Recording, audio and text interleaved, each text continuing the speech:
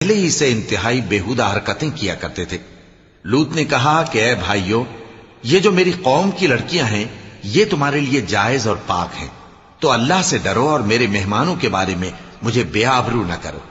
کیا تم میں کوئی بھی شائستہ آدمی نہیں؟ وہ بولے، تم کو معلوم ہے کہ تمہاری ان بیٹیوں کی ہمیں کچھ حاجت نہیں، اور جو ہماری غرض ہے اسے تم خوب جانتے ہو۔ لوط نے کہا، اے کاش مجھ میں تمہارے مقابلے کی طاقت ہوتی، یا میں کسی مضبوط قلعے میں پناہ لے لیتا۔